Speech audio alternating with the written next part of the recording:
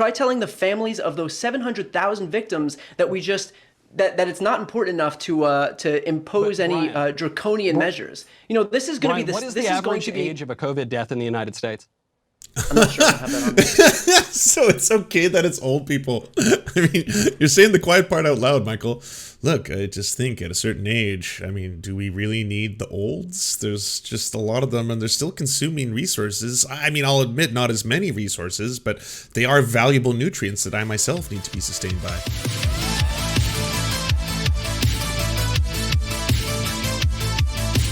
All right, apparently Michael Knowles got absolutely bodied in the vaccine debate. I'm very excited because Michael Knowles sucks. So there's that. Oh, but a Brexit meme? Okay. We have time for one Brexit meme. Meat carcasses sent from the EU for butchering amid UK worker shortage. Great Britain's beef producers export to Ireland before re-importing, while pork processors consider the Netherlands. UK 2016, UK 2021. Oh, the sad doggo. Oh, man. The issue is debate this week are two of our all-time favorite guests debating for the very first time. Brian Tyler Cohen is one of the most followed progressive voices in the country on YouTube and various social media channels. His podcast is called No Lie with Brian Tyler Cohen, and I'm honored to be a regular guest on it. Michael Knowles has never invited me on his podcast with Ted Cruz before. He's the host of the Michael Knowles Show on the Daily Wire. His book is called Speechless. Since Michael's last appearance here, that book became a national bestseller. Congratulations on that, Michael. Welcome to you both. No, thanks for having us. Appreciate it. Yeah, okay, I consider both of you friends. You're both almost the exact same age. You both often go viral, and you agree on almost centrism. Nothing. So I'm eager to see now how this goes. Michael, let's start with you. Your thoughts on the increasing vaccine mandates we're seeing all over the country? Well, I think that I never thought I'd say Gavin Newsom has an issue right, but I guess on his rejection of the vaccine mandates, I think I would agree with him. And it's because I'm not talking about all vaccines, I'm not talking about all viruses at all times throughout history, but on this specific vaccine for this specific virus, I don't think there's any real argument for it, scientifically, legally, or politically, because... Oof, that's a terrible stance to start on. My word. I thought you were going to talk about other things, like do we have a right as a country to force every one of our citizens? Are we talking about state power, exerting too much control, stuff like that? That would be perhaps an angle that I feel you would have more legs to stand on.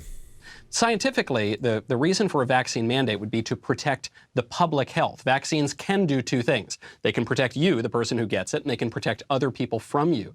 But this vaccine, while it might mitigate your risk of hospitalization and death, does not protect you, or prevent you rather, from contracting the virus or spreading it. Even the... Okay, so wrong. First part, when you need hospitalization, where do you go? To the hospital. That's right, Michael. And then if there's a lot of people going to the hospital at once, what happens? Does that create a bit of a problem? And is that problem in surplus, like in addition to what the hospital already has to deal with? So probably in the best interests of, again, public health, that we have less people having to go to the emergency line in the hospital. We only have so many respirators, we only have so many beds. Probably best that most people aren't getting sick on a regular basis if we have a safe, effective, and affordable way of preventing that, which we do. Surprise, surprise. But in addition to that, I pulled up the study yesterday, and I guess I'll have to pull it up again for this one. It also lowers your rate of transferring the virus. So it does that as well. So you're wrong on both points, actually. CDC admits this, that was in their report at the end of July. So there's no additional public health advantage to issuing a vaccine mandate. On the legal side, even Joe Biden, for instance, has hesitated from a full-on vaccine mandate. He doesn't seem to have the legal authority for that. And politically speaking, let's not forget, people like Joe Biden and Kamala Harris were both suggesting that they wouldn't even take the vaccine. Just a year ago during the Trump administration, they said that it Okay, just going to put this back up on the screen, nature.com. People who receive 2 COVID-19 jabs and later contract the Delta variant are less likely to infect their close contacts than unvaccinated people with Delta. The first study to look directly at how well vaccine prevent the spread of Delta variant SARS-CoV-2 brings good news and bad news. The study shows that people who become infected with the Delta variant are less likely to pass the virus to their close contacts if they've already had a COVID-19 vaccine than if they haven't, but that protective effect is relatively small, but dwindles alarmingly at 3 months after the receipt of the second shot, which I guess is why they're pushing for boosters. But yeah, even on that end, he's still wrong. It was rushed, and they wouldn't trust a vaccine made under Trump. Now, obviously, the situation is different because they're running the show. But I think a lot of people have objections to the vaccines, whether it's for religious purposes, whether it's because they're not at a particularly high risk from the coronavirus, and because there are actual risks from the vaccines, which the CDC and the FDA have acknowledged. People have died in rare cases. So I just don't think on any of those How many have died from there's a COVID? good argument for the mandate, and I think people ought to use their own prudence. Brian, what's the argument? Which religion? I would assume is it Jehovah's. I think it's Jehovah's Witnesses who don't typically allow for a lot of the things related to modern medicine. Like you can't get blood transfusions if you're a Jehovah's Witness, and a whole host of other things. There's often been controversies about whether or not like the children of Jehovah's Witnesses should be forced to be allowed to have life-saving medical procedures, even if the parents are demanding that it not happen. Argument for the mandate. Yeah, I'm not sure if we're living in the same country because we've lost 700,000 Americans so far, and the vaccine protects people in 99% of those cases. You know, Jehovah's Witnesses are against blood transfusions, but generally fine with the vaccines. My aunt is Jehovah's Witness, and they put out a statement saying she'll get the vaccine. All right, well then I'm categorically wrong there. I guess it's not even Jehovah's Witnesses.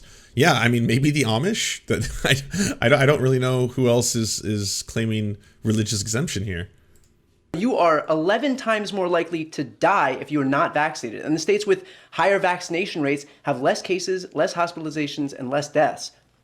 Beyond that, you can also consider the fact that the more people who get this virus, the more opportunity it has to mutate. So by willfully allowing it to spread by virtue of not enacting vaccine mandates, we're risking rendering the vaccines that we do have useless and then being right back at the place we started in the very beginning. And But for a Brian, political party, that claims to hate this pandemic so much, they seem pretty hell-bent on prolonging it as long as they can. But Brian, I think the part that you're missing here is that the vaccine does not prevent people from contracting the virus or transmitting it. That's what the CDC acknowledged. That's why the CDC is encouraging people who already got the vaccine to continue to wear the masks. We can debate masks later, but the point is this. This is not merely a virus that is spreading among the unvaccinated. It's spreading among the vaccinated too. So the points that you're making on people contracting and spreading the virus or the virus mutating doesn't matter if you're vaccinated or not. I think you're making a very good argument for some people who are at great risk of the virus to get the vaccine. And I'm not saying they shouldn't get the vaccine. I'm just pointing out that as a public health measure, the vaccine mandates aren't. Again, wrong. Like, you should be able to counter that very, very quickly and just be like, the more human beings who contract the virus, the more it spreads, the more opportunities it has to mutate. That's just basic facts. Going to solve any of those problems that you're pointing out. As willfully ignoring the fact that the rate of breakthrough cases is astronomically smaller than if people aren't vaccinated in the first place. So we can pretend that the vaccines don't help, but again, the rate of breakthrough cases is a fraction of what it is for people who aren't vaccinated. Michael, Michael, you just said though that it could very well make it harder for you to die from COVID. Isn't that reason enough? Well, I think you're making a good argument to get the vaccine, but I didn't realize we were debating whether or not people should get the vaccine. I think that's a completely separate issue. The question is, does the government have the right to institute these kinds of mandates? And I think the legal grounding is pretty shaky. But two, is there a public health benefit to getting that vaccine? And again, I'm just relying on the data here from the... Wait, did he just do a whole circle right there in like less than 30 seconds? Was he's like, I think that you're making an argument about whether or not you should take the vaccine. And that's not what we're here to discuss. We're here to discuss the mandates and also whether or not there's a public benefit to taking the vaccine. The CDC that came out at the end of July on the rates of transmission among vaccinated people. But there are reasons not to get vaccinated as well. UC Davis had a study come out not that long ago which showed that for certain young men, they actually face greater risk from the vaccine than they do of dying from the virus. We know that young women in particular have contracted blood clots from the Johnson & Johnson vaccine. That's why they paused the vaccine. We know that there are rates of myocarditis and pericarditis in people with the mRNA vaccines. We know that the vaccines have caused, again, in rare cases, nerve damage. And we know that people have religious objections to it as well, because all of the vaccines for coronavirus were at least developed, if not also produced. Yeah, I know. These are like Alex Jones level talking points, but this is not Alex Jones. This is Michael Knowles, like a very mainstream conservative public figure. And it's pretty wild, just saying these things out loud as if they're real. with fetal stem cells. So I just think there are a lot of arguments for prudence here. And also, let's not forget, the infection fatality rate from coronavirus is extraordinarily low. For people under 65, the infection fatality rate is less than half a percentage point. So if you're looking at, for all of these people, 99.5% are going to survive it. And for young people in particular, it's 99.997. So this was a talking point like 2 years ago that conservatives were making. I thought they moved on past that one. Like, I mean, the flu kills more people so far, so is that a problem? I mean, the flu infects a lot of people. Do we really have to worry about this? I mean, we don't really worry about the flu, so, I mean, come on, what's going on here? Clean up your room. It's not like they're in addition to each other now. And it's not like the more people who get sick, the more they overwhelm hospitals. It's not like there's countless examples of hospitals in the United States that have been completely overrun. Thank you so much, Lime Pillows. I appreciate it. 13 months of surfy goodness, only slightly sullied by Michael Knowles' face. Love you, Landman and the crew. Well, let's continue to see his face get sullied. Or 99.999%. I just don't see where the urgency is for such an extraordinary draconian mandate. Brian, The craziest thing here is this is being said as if we haven't, again, just lost 700,000 people. Try telling the families of those 700,000 victims that we just... That it's not important enough to impose any draconian measures. You know, this is going to be this. What is this the is going average to be, age of a COVID death in the United States? I'm not sure I have that on me. So it's okay that it's old people. I mean, you're saying the quiet part out loud, Michael. Look, I just think at a certain age, I mean, do we really need the olds? There's just a lot of them, and they're still consuming resources. I mean, I'll admit not as many resources, but they are valuable nutrients that I myself need to be sustained by. So the average age of a COVID death in the United States is north of 80. The average age of a COVID... So the UC Davis study that he mentioned is a preprint, aka it's not been published in a peer-reviewed journal, and is quite controversial. Interesting. Doubts raised over preprint study regarding myocarditis risk in teenage boys. On September 8th, the study was posted on a site where researchers share preliminary versions of scientific papers. It concluded that for boys aged 12 to 15, the risk of heart problems after the second dose of COVID-19 vaccines is 3.7 compared to 6.1 higher than the risk of being hospitalized for COVID as of August 21st. Pediatric hospitalization rates have gone up since then, and the study's lead author acknowledged the figure is lower now and no longer accurate. Several doctors and researchers have pointed out flaws in the report's methodology. In a separate report, public health officials using VAERS data have been vetted and confirmed and have determined that there may be a link between myocarditis and vaccination, particularly amongst boys. Like, it's not wrong to mention that there are risks when taking a vaccine. You get that told to you when you get the vaccine. Like they explain it to you, at least they did in Canada. I don't know how the system was in the United States. You get all these printouts and information and stuff like that. For a very long time, certain groups weren't allowed to be vaccinated because they didn't know all the information behind it, and they wanted the public to be completely informed on that. And with any medicine that is taken on an incredibly large scale, so we're talking, again, this is hundreds of millions of people, there are going to be people within a sample size that large who have adverse reactions to the vaccine. That is all 100% true. However, they're going to be a much smaller minority. Then you have to look at the cost, weight, benefits. Is the benefit towards both the individuals and society going to outweigh the potential risks? And in the case of this, overwhelmingly. Because the statistic that is the most glaring, and I noticed that he kind of just brushed it off right away, is the idea that, well, who's dying from COVID now? And in the past 5 months in the United States, it's 99.5% of people who are unvaccinated. I mean, that should just speak for itself. That poses an enormous risk. Death in the United States is higher than the average life expectancy in the United States. So I'm not saying that we don't need to protect grandma. We should, but grandma can go get the vaccine, and that vaccine is going to protect her from hospitalization and death. It's actually not going to provide an additional public health advantage.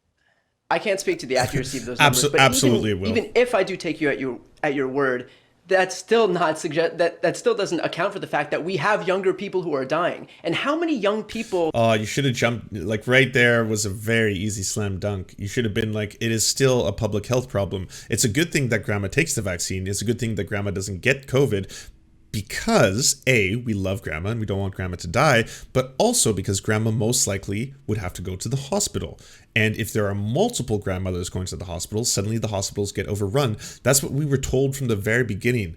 Like, I feel really bad for the scientists at the start of this who were trying to do very simple messaging, and they would just draw that chart out. And they were like, this is basically the line at which your hospital has the ability and capacity to manage the influx of new patients coming in from COVID. If we surpass this line, it's a very, very bad thing, because of course hospitals will become overrun. They then have to determine who at the end of the day will get ventilators, who at the end of the day will live, and who will die. We don't want them to have to, we don't want it to have to come to that. So it does help broader society to get grandma vaccinated, even if there was no other benefits. Got a tier 1 subscription. Thank you so much, the Angry Wombat. I'll add that to the total going on at the top. Are you willing to expend? Are you willing to allow to die before you're willing to take any stronger measures? But Brian, I'm not telling people not. One sec. You know, this is going to be the deadliest mass casualty event in American history. More Americans are going to die from this virus than in the Civil War, and virtually all of those dying are unvaccinated.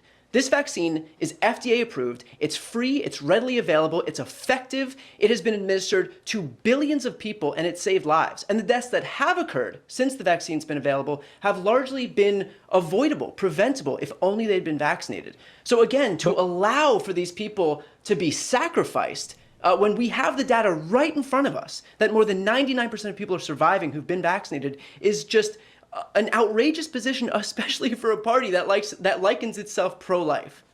But Brian, you're making a refutation of an argument that I myself am not making. I'm not saying that people should not go get the vaccine. We're debating the efficacy of the vaccine mandates. And the central claim, it seems to me, that you're making is By the way, he keeps doing that. He keeps doing this like little backpedal. Like, hey, wait, we're not debating that. Okay, I'm not even going to take a position on that. Okay, or I am in favor of it. Who knows? I'm mysterious. And also, I want to talk about this. And then he'll bring up this. And then all of a sudden say all this gobbledygook. And then when the person responds to it, he's like, hey, whoa, whoa, whoa. We're supposed to be talking about the vaccine mandates, just the mandates. Why are you talking about all that gobbledygook?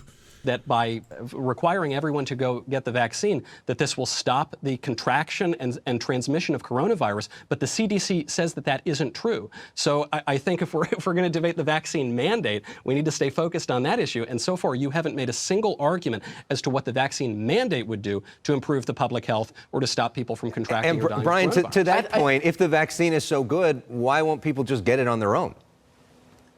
Because it's been politicized by right-wing media. You look at the people who are overwhelmingly in the camp of people who aren't getting vaccinated. It's people who've listened to Donald Trump, people who've decided that this is, by virtue of people listening to people who've decided that this is more of a culture war issue than a public health issue. But to your point about vaccine mandates, we have other vaccine mandates in this country for measles, mumps, rubella, DTaP, polio, smallpox.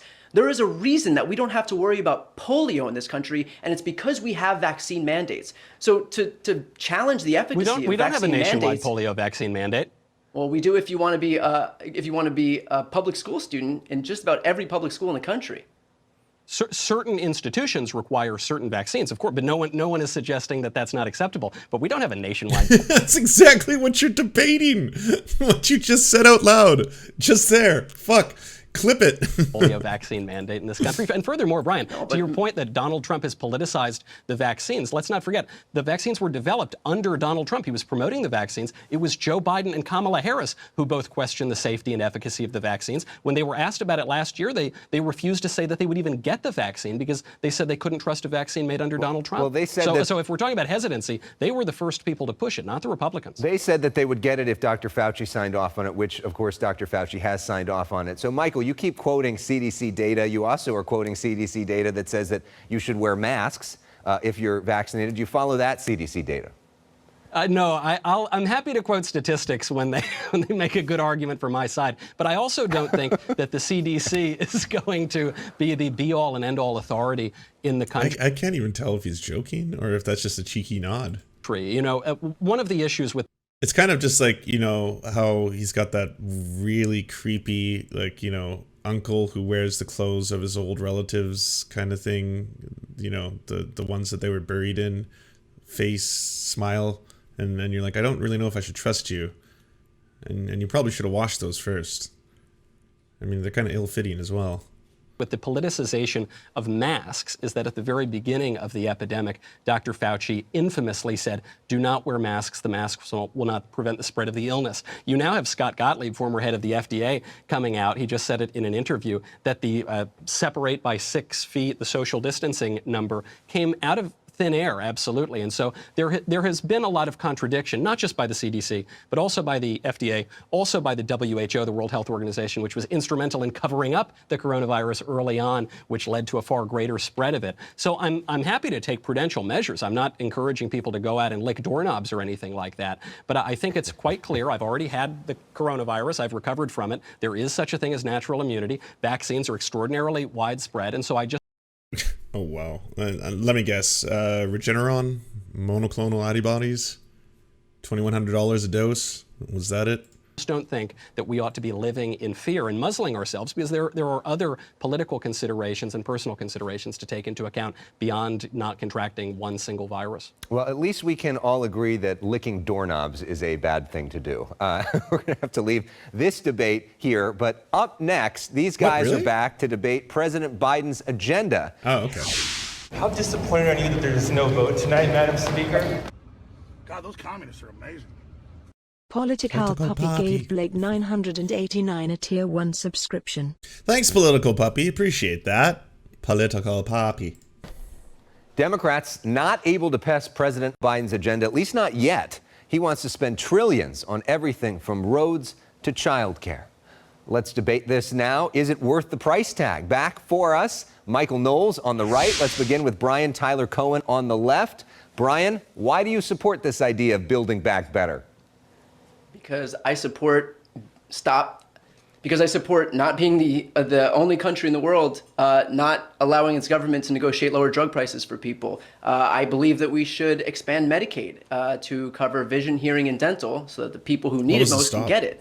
I support offering paid sick leave like every other industrialized nation in the world. I support addressing climate change, even as storms and wildfires destroy our infrastructure. I think we should modernize the electricity grid. I think we should allow for child and elder care to free up caretakers. Yeah, I'll agree. That first debate on COVID-19, unfortunately, Michael was able to just like slurm his way through it. And if I was objectively a normie watching it, I'd be like, oh, well, I mean, he's raising some points. I don't know if they're correct, but it sounds scary. He mentioned a report. To go participate in the economy so they can get jobs and stimulate the economy. Not only does all of this make sense, it should be the bare minimum for the most prosperous country in the world, just like it is for every other major industrialized country in the world. Michael. Well, I suppose that all sounds very well and good. If I'm opposing this, I suppose I oppose building back better, right? But I think beyond those slogans, which we could all agree on, yes, we all want children to be raised very well, and we all want everyone to be treated equally, and we want to protect the environment. And of course, the question is this the way to do it? This is a bill that is going to cost $3.5 trillion on paper, but it's actually going to cost a lot more than that. Economic analysis has suggested it could be as much as $5.5 trillion, and even the New York Times acknowledges that it's going to cost much, much more than $3.5 trillion. And so beyond all the goodies and the freebies and the very nice things that we all can agree on, let's look at what... If that were true, and that's an if, even if that were true, what is the U.S. military spending every year? Like, where do the priorities lie? It was originally a $7.2 trillion bill, and it's been watered down, and now it's like a $1.5 trillion bill. Things keep getting taken out of it, including paid family sick leave and a transfer of coal power plants to clean and renewable energy, stuff like that. But again, I think a bigger question would be like, that's kind of what I would want the money to be spent on if I was an American taxpayer, is things that benefit American taxpayers. What this law does that is perhaps not so nice and not so popular. You've got a doubling of the size of the IRS and a lot of money being spent to do that. And furthermore, you're giving the IRS in this law the ability to look into your bank account if you have more than $600 in that bank account. So this is a huge expansion of the administrative state and the power of the federal government to look into your affairs. There are a lot of payoffs to public sector, to public and private sector unions, I suppose. Yes, Avail. I think so. Because they're a major constituency of the Democratic Party. And then there's this issue of the debt. I mean, let's not forget the numbers here. It's not the be-all and end-all, but we have a $28 trillion debt in this country right now. Within 10 years, debt to GDP ratio is going to be well over 100%. No Serf Times on the tonight, economy, and it also raises serious political questions. What kind of a country is it that leaves as an inheritance to the next generation lots and lots of debt? It's a national security problem. It puts us in a position of weakness and without very much leverage to our greatest geopolitical enemies, notably China. And it's an agenda that's not very popular. I think this is why Joe Biden's approval rating, even according to the very left-wing Quinnipiac poll, is in the 30s right now. It's really, really low, and I think it speaks to the unpopularity of his broader agenda. Brian, do you think Republicans have consistently been focused on debt? Yeah, I think starting January 20th, 2021, Republicans have started focusing on the debt. Here's the thing. First of all, this bill is paid for, and it's paid for in ways that are even more popular than the actual provisions of the bill itself. It's paid for by raising taxes on companies that don't pay. It's paid for by raising taxes on the ultra-wealthy, those making over $400,000 a year. It's paid for increasing capital gains taxes on the wealthy.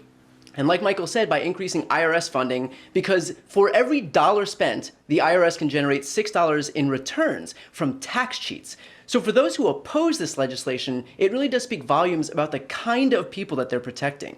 The fact is that the only reason that Republicans oppose this is because these provisions threaten their entire reason for being in government, which is to coddle the rich. The people who claim that we can't afford these monumentally popular provisions like the ones in the Build Back Better Act are the same people who were frothing at the mouth when Republicans passed a $2 trillion tax cut that overwhelmingly favored the rich. When you spend on the ultra-rich, the deficit doesn't exist, but try to help a teacher or a secretary or a nurse, and suddenly we are Ireland during the Great Famine. Your comment there, Michael.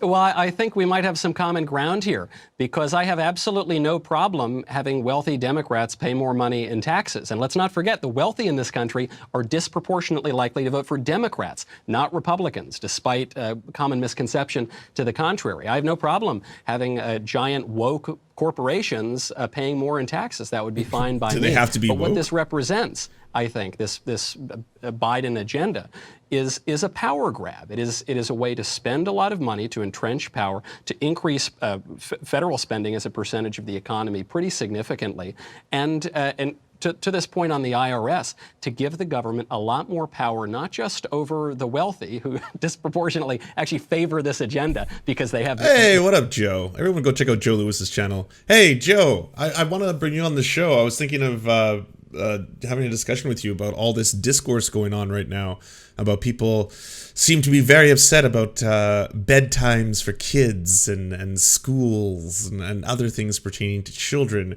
which is not something I expected Twitch streamers to be talking about, considering most of them don't have kids, as is my understanding. Like, like there's Chud Logic, I think. I don't know who else is like a parent who's also in the political arena talking about this. You know, yeah, we talking naps. We talking bedtimes, all that kind of stuff. I don't know. I've ignored all the discourse related to that because I'm like, well, there's a lot of other things going on right now. But I wouldn't mind talking to you because you're an actual educator, so I think you'd have some really good opinions on it. Anyways, everybody, please go check out Joe Lewis's channel. Very good accountants who can get around it anyway. But ordinary Americans, anyone with more than $600 in your bank account, the government's coming to look at your books. Brian, we know that Speaker Pelosi has called peak anarchist discourse. Like, I'll say that in this respect because I usually align pretty closely with anarchists politically in a lot of their statements online. But if there is a section of anarchists who are saying that it's an unjustified hierarchy, I think the structure of parenting, while unfair, is a justified hierarchy, because at the end of the day, children don't know everything. You know, they're very bright. I think kids are often unappreciated for how wise they can be and how clever they can be and how intelligent they are, for sure. But at the same time, like I don't really see the idea of children simply raising themselves as being productive to either the kids or society on a broader sense. This agenda transformational. But there are some people in the center that might say, you know what, government doesn't do all that well, government doesn't do all that much, all that well. And this idea of massive programs run by the federal government is concerning. You know, it's funny that Republicans like to bring this up as boilerplate platitudes, but when you actually look at the provisions in this bill, 2/3 of all Americans support it, and that includes net 78% of Republicans and net 25% of independents. So those very people that you were talking about. So, you know, it's easy to just cast all this off as socialism and communism and big government spending, but we are actually talking about specific provisions that people want, that are popular. Expanding Medicaid to cover important provisions like vision, dental, and hearing, universal pre-K, everything that I named before, they are all popular provisions. When we actually get into the nuts and bolts of it, Brian, if this is so popular, then why is Joe Biden's approval rating in the 30s, according to even left-wing polls? He's losing on every single issue.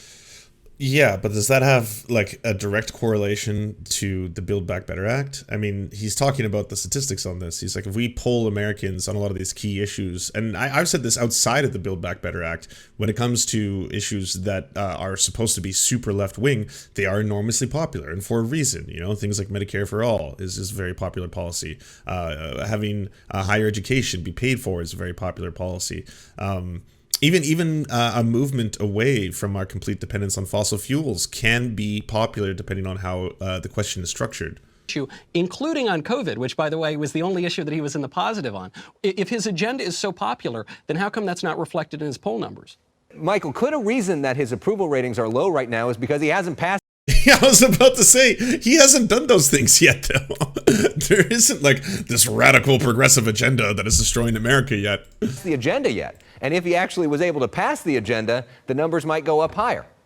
Joe Biden has been campaigning on this from day one, and furthermore, he is the executive of the country right now. So while he hasn't passed this $3.5 trillion, really more like $5.5 trillion law, he is executing on his agenda right now, on the border, on the economy. Just today, he was bragging about how many people are What has he done progressively on the border that's got you saying that like this is the salient point to bring up?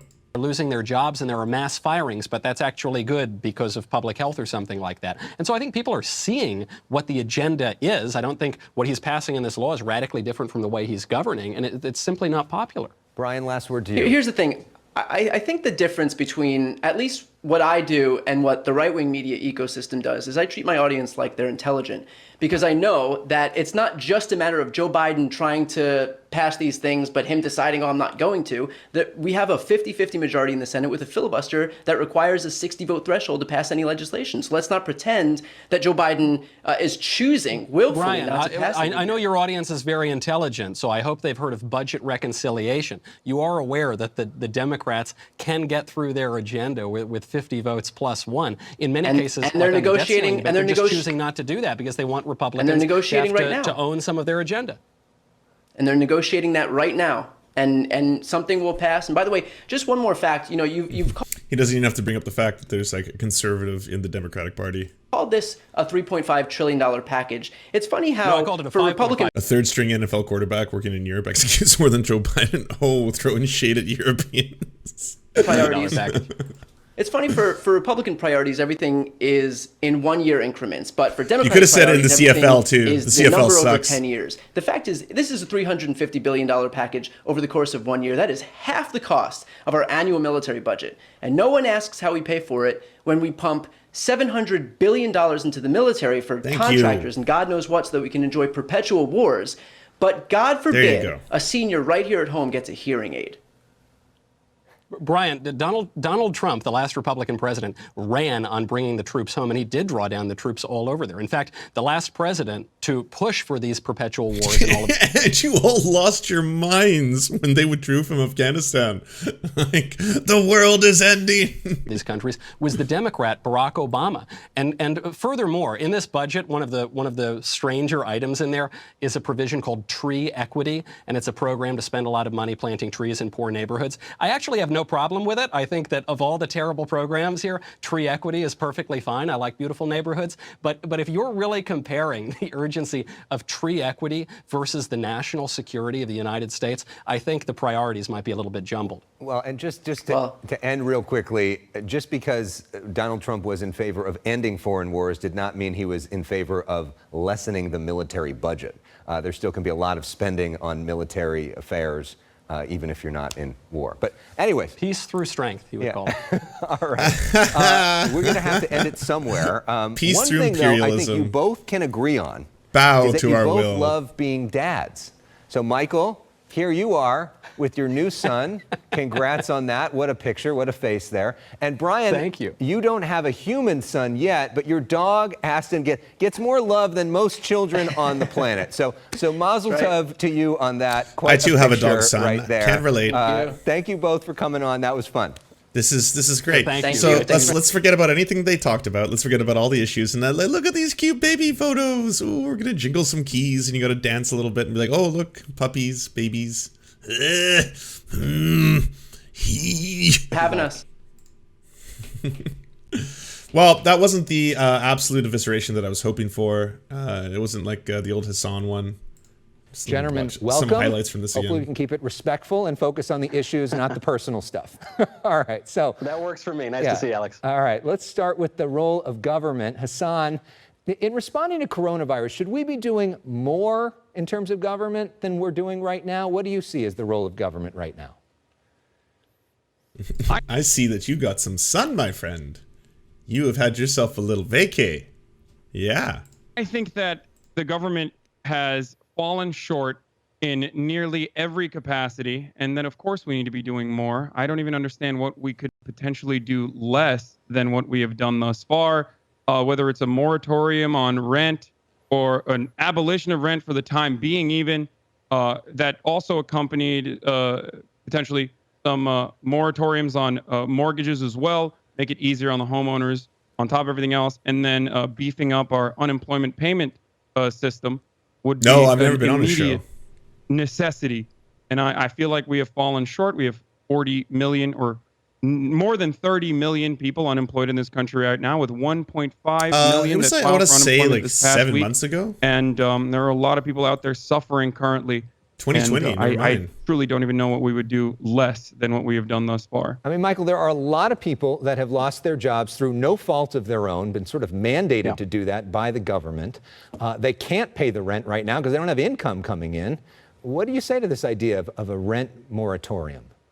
Well, I actually have to agree with Hassan that I think the government's handled this abysmally, although, as you might expect, for different reasons. It's true, people can't pay their rent. They can't pay their rent because they've been mandated not to go into work. The trouble is there actually isn't enough money to solve that. So we've now spent $6 trillion in the United States at the federal level to get us through 4 months of this virus. If my math is right, that means it would take us $18 trillion at least to get through just 1 year. And at the rate GDP is going, that would overwhelm even GDP. You could take all the money that we make in the United States, give it all for coronavirus relief, we still wouldn't have enough. The only way that we can possibly get out of this is to reopen the country, but unfortunately this has become a political issue. Frankly, I think it's been a political issue from the very beginning. Oof, this one didn't age well, did it, Michael? People have politicized it on both sides, but I think mostly on the left, and I think that we can expect to see some of the hysteria, which is not based on scientific studies, begin to ebb on November 4th if Joe Biden should be elected president. That's my prediction right here. Hassan? Obviously, I'm also in support of reopening the economy. I think every single sane person wants to at least go back to normalcy, if for no reason other than that. But the problem is reopening the economy safely. And unfortunately, on that metric, we have fallen short. Now, part of reopening the economy safely, especially in the early stages, was to mitigate and stop the spread of coronavirus so that we could potentially, in a safe capacity, reopen slowly but surely. We failed on that front. Our first wave of coronavirus never really stopped. We never were able to mitigate the first wave. And now we are seeing spikes as a consequence, as a direct consequence of reopening in an unsafe manner. So we are on the same team as far as wanting to reopen the economy. It's just the problem is there are a lot of actors, I guess, both on the left and right, but I believe, predominantly on the right, that are making it harder for us to reopen by elongating the suffering by refusing them our masks, refusing the social distance, and turning it into a political culture war. I agree. This should not be a political issue. This is an issue of science. We should be listening to the scientific authorities on this. And I will admit, given the novelty of this virus, this disease, this pandemic, of course, scientists are sometimes going to be wrong. That doesn't mean we should throw it out in its entirety, and we should listen to them as new evidence presents itself. We should change our behavior. But currently, what we know is that masks and social distancing are effective, and that reopening the economy in an unsafe capacity, as admitted by Donald Trump, also is devastating the economy further and prolonging our reopening. Michael, you've suggested that wearing masks has become a political issue. You've suggested that President Trump, by saying to wear masks, was conceding some sort of defeat. What do you say to people like Hassan who are saying the science on this is clear? I mean, even Ben Shapiro, your boss, has said wearing a mask in a crowd is a good idea. Well, I would agree with Hassan and others that say that we have to listen to the science, and I would agree that the science is clear, but it doesn't say what political activists are saying that it says, even some on the right. I've got the CDC right here. Paper went up in the CDC May 2020. This was an analysis of randomized controlled trials. It showed that although mechanistic studies support the potential effect of hand hygiene or face masks, evidence from 14 randomized controlled trials of these measures did not support a substantial effect on transmission of viruses. So hasn't that? But that was in. But Michael, that was in May. That was in May. Has it not been updated since then? It hasn't been updated since then. And what we know is going back even far further back than May, we saw Dr. Fauci tell us that wearing masks was more or less a social placebo. It actually didn't do very much. We saw the Surgeon General say the very same thing. We saw a number of politicians saying the very same thing. Now they've all switched. They've switched because it's become... Wow, this is all aged so horribly. I guess that's just like, that's going to be the burden of always using these conservative talking points, because like if anyone watches them a year later, you're like, holy shit, that was all like fucking verifiably wrong.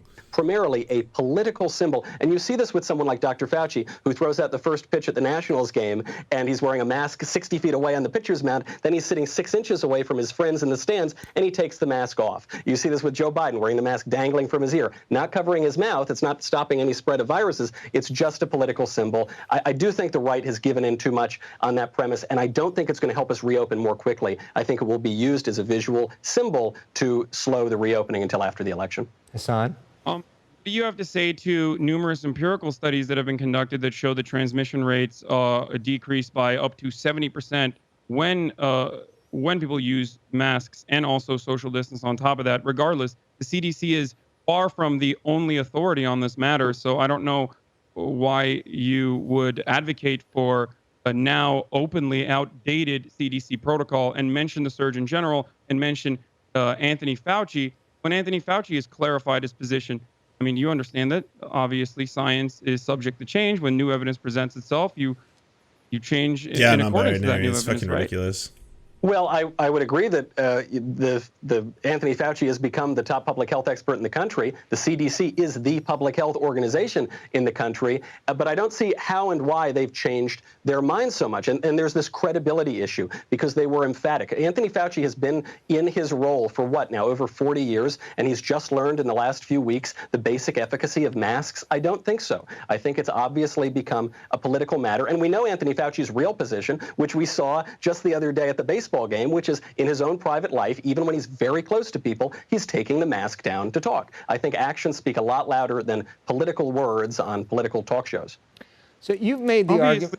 Go ahead. Obviously, there are certain circumstances when you're home alone or whatnot where you can take your mask off. I don't think anyone is saying that you have to wear a mask on all the time. That'd be a straw man. But what I'm failing to recognize here is that Anthony Fauci has corrected himself and said that the reason why he originally had said that masks are a social... Man, that smile. I wonder, because you know how politicians can do that. Well, it's not that they can do. Most major politicians have to go through a whole bunch of like body language experts and just tell them like, oh, like I fidget all the time. I'm a huge fidgeter. So like if I'm standing having a conversation, even if I feel comfortable, like I'll just kind of be like, you know, bouncing around. And like if I was being coached by people who are like, you're a politician now, Lance, you can't do that, all right? You have to be stalwart and sit upright at all times and know how to shake hands and kiss babies and just make sure. Like, I'm curious if anything of it like that would apply to Michael in terms of how he does the creepy little like. Do you enjoy the Serfs but prefer not to have to use your eyeballs? Many are saying this. Well, we've got the solution for you. It's the Serf Times in podcast form. Available on most major podcasting networks now. If you enjoy it, please consider leaving a good review and feedback because it really helps the show out, apparently, and it's free, just like the podcast. To our gods, Xander Corvus and Peyton L. Just, we will build a ladder to heaven to deliver you the daily news. To our monarch, Tom Spiker, we are your most humble of clownish jesters. To our lords, Trevor R. and Alexander Thaler, you have our undying fealty. To our knights of the round table, Nate, that one guy, Hagbird Celine, Matthew Scarborough, Stellar Vision, Ariana McCarthy, Daniel Sutton, Ants Are Still Running the World, Coulter Smith, Tom Groh, Val 9000, Jenna Tal, Quiet 185, Anna Loves Riley, Riley and Anna, Omni, Poodlehawk. The Tim Caucus, Multimondi, Trevor Janis, Lemmy 101, Anthropophojack, Saren 42, Chronic to Hemphog, Catherine, Radical Maniac, Ramon Acosta, Incosin, Violent Orchard, Sophie Baby, Political Puppy, Andreas Chiringuito, Zach Christensen, Josh Mickelson, Todd Buckingham, and Todd Lajeunesse. We shall meet you in the tavern, and we raise a drink, and we salute you.